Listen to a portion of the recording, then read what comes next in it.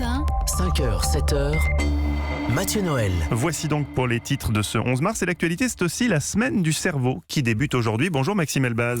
Bonjour. Merci de vous être levé tôt pour être en direct en studio ce matin. Vous êtes docteur en neurosciences au Centre du sommeil de l'Hôtel-Dieu à Paris. Alors, c'est une certitude, le sommeil est essentiel au bon fonctionnement du cerveau. N'y allons pas par quatre chemins. Pour tous les auditeurs, combien de temps faut-il dormir pour optimiser ses capacités cérébrales, dans l'idéal ? Dans l'idéal, le temps de sommeil est aux alentours entre 7h et 7h30. Ah, mais c'est pas tant que ça finalement, ça me rassure un petit peu. Mais on les fait pas, nous, Non, mais Mathieu. et c'est pas On est pour nous d'accord. qu'on fait cette interview. Oui, je sais bien, Pensez aux auditeurs qui ont une vie normale. Et le problème, c'est que les études montrent apparemment qu'on a perdu 1h30 de sommeil en 50 ans. On dort en moyenne 7h07 par nuit en semaine. Et comment expliquer déjà ce recul du temps de sommeil ? Alors, on l'explique par le fait que maintenant, les personnes, les Français, dorment moins parce qu'il y a le temps de transport qui est long. Donc, on se lève beaucoup plus tôt pour aller au travail. Donc, on s'éloigne de son temps de travail. On est privé de sommeil parce que maintenant, il y a le mot à la mode, les after-work. Ah oui, donc, on c'est fait vrai, beaucoup ça. d'after-work. J'en vois parfois. Je sais pas ce que c'est personnellement. Après le boulot, les gens font des after-work, donc se décalent, donc se privent de sommeil, décalent leur heure. Voilà, c'est un nouveau mode de vie. Et puis, tout à fait, les tablettes, les écrans lumineux, donc les LED bleus qui perturbent notre sommeil. Alors ça, une statistique, c'est les ados dormir en moyenne 50 minutes de moins qu'il y a 25 ans. C'est vrai qu'il y a 25 ans, il n'y avait pas les smartphones, les tablettes et les réseaux sociaux. Ce sont eux les essentiels coupables en ce qui concerne les jeunes ? C'est les adultes jeunes, effectivement, qui ont un sommeil complètement décalé, ce qu'on appelle un retard de phase, et ils font ce qu'on appelle aussi un jet lag social le week-end. Vous donniez tout à l'heure une fourchette pour savoir combien de temps il fallait dormir, 7h, 7h30. Est-ce que, en fait, ça dépend aussi des gens ? Est-ce qu'il est vrai qu'il y a des gens qui ont besoin de moins de sommeil que ça ? Tout à fait. On a des courts dormeurs et des longs dormeurs. Des courts dormeurs qui sont aux alentours des temps de sommeil de 6h, 6h30 et qui fonctionnent bien dans la journée, qui sont frais et dispo. Si je fonctionne bien dans la journée, je suis pas somnolent et j'ai 6 heures de sommeil, je suis un petit court dormeur. Si j'ai plus de 9 heures de sommeil, et je fonctionne bien aussi, je suis un long dormeur qui fonctionne bien. Est-ce que trop dormir, ça peut nuire aussi au bon fonctionnement cérébral ? Parfois, moi, quand je dors trop, j'ai l'impression d'être encore plus fatigué. C'est juste une sensation ou ça peut être une réalité ? C'est une réalité. En fait, trop dormir de manière chronique, il y a plusieurs causes. La première cause, c'est la privation de sommeil. Quand on est privé de sommeil, la première cause de la somnolence, c'est la privation de sommeil. Donc, vous êtes privé de sommeil de manière chronique. Donc, vous allez essayer de récupérer et étendre votre sommeil.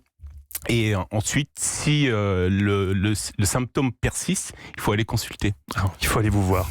Est-ce que c'est vrai qu'on ne rattrape pas le sommeil perdu en semaine en dormant plus le week-end ? On ne peut pas rattraper ses heures le week-end ? On peut rattraper ses heures le week-end quand on est jeune. C'est-à-dire que le cerveau est élastique, donc on récupère plus facilement. Donc il y a une plasticité cérébrale, mais plus on vieillit, moins on récupère. Eva Roch ? Il existe désormais des montres connectées, des bandeaux connectés.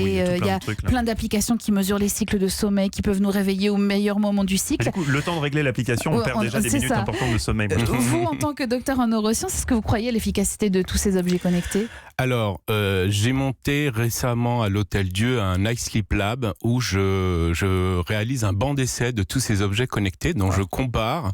Donc là, j'ai une montre ici, c'est une des 15 montres que je compare avec une bague connectée et je mesure versus les enregistrements de sommeil la fiabilité de ces objets connectés. Et sur les 15 montres que j'ai utilisées, il n'en ressort que 2 qui ont une bonne efficacité. D'accord. Et nous, à l'Hôtel-Dieu, on a développé une application de sommeil qui s'appelle iSommeil, qui mesure les ronflements. Donc ça, c'est super intéressant parce que quand on dort seul, on ne sait pas si on ronfle quand on dort seul. Donc ça sensibilise. Ce qui est bien avec ces objets connectés, c'est que l'utilisateur est acteur de sa santé. Voilà, donc on essaie de reprendre le contrôle. Voilà. Une dernière question sur le changement d'heure, là on en parle beaucoup, s'il faut rester à l'heure d'été ou l'heure d'hiver, si on n'a qu'une seule heure par an. Selon vous, d'un point de vue scientifique, et pour favoriser le sommeil, il vaut mieux qu'il fasse jour tôt le matin ou tard le soir ? Pour le corps, c'est quoi le mieux ?